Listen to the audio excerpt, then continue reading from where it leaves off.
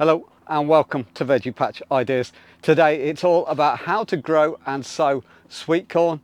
Now it's very simple, but there are one or two things that you may not know. So let's give this a whirl. First of all, it's all to do with your seeds. Now, do you like a sweet tasting corn or a milder tasting corn? Do you like your sweet corns to harvest all at the same time and be done and not collect any seeds? Well, if that's the case, go for an F1 variety. They are a hybrid version, so they're disease-free, they're very sweet, and they do a perfect job, but they don't store very well. If, however, you like a milder tasting sweet corn, so not very sweet at all, ununiform size height, so some might grow to 1 metre, one 1.50 m, and some may mature later than others. They're just the standard varieties, so if you don't see the F1, you know that's the variety you want. If you want to collect seeds at the end of the season, then also go for the non-F1 variety, and I'm going to put them on the screen so I haven't completely confused you. Anyway, let's get to sowing the seeds.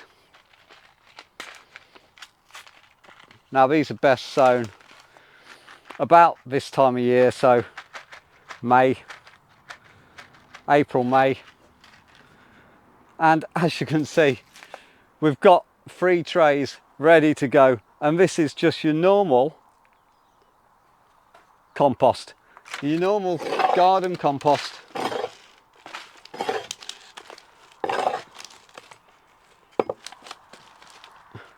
And if you can see, I don't know how good the camera is, but this is absolutely full of ants. I picked up a multi-purpose compost and it has been on the floor and it's full of ants. So they will find their own way out, so don't panic about that too much. We want a very deep tray because we want these to get a good root system on before they go into the ground.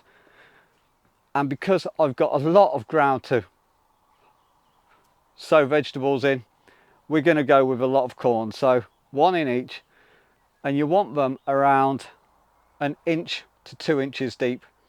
Now these pots are only 1.5 inches deep, so I'll go 1 inch deep for all of them.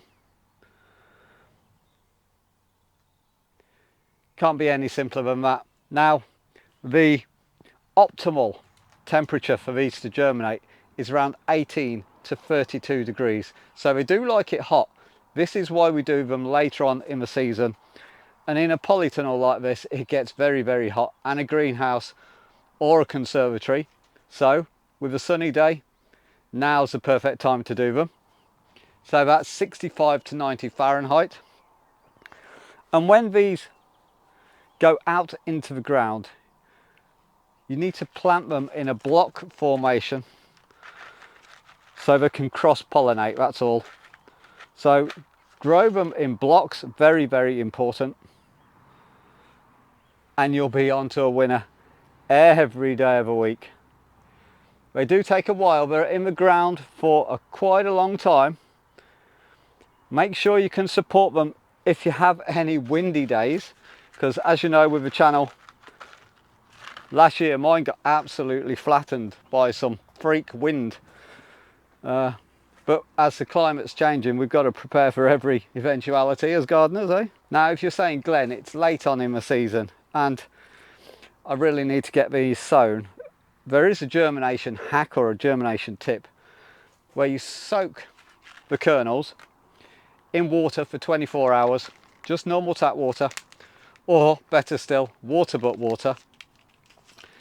And it just helps that germination. It wakes the seedling up, and then plant it in the same as you are here, 1 inch to 2 inches deep, and it'll germinate a lot faster. However, I'm not really concerned when these germinate as long as they do, so I won't be soaking mine straight out the packet and into the ground. Cover them up and we'll stick a label on these, and that's it. We can expect beautiful homegrown sweet corn. And these, if you've never grown your own, these are probably 10 times sweeter than what you would buy in a supermarket. They're absolutely banging. So just to recap, 1.5 inch deep, minimum temperature for germination is around 18 degrees to 65 Fahrenheit. And you're onto a winner. The F1 variety are sweeter, but you cannot collect the seeds from it for next year. If you want a milder tasting corn, go for a non-F1, and they all need pollination through a block pattern. I hope this helps, and we'll catch you on the next video. And if you like what you see here, try subscribing, follow the channel along, and we'll keep you company all the way through the season.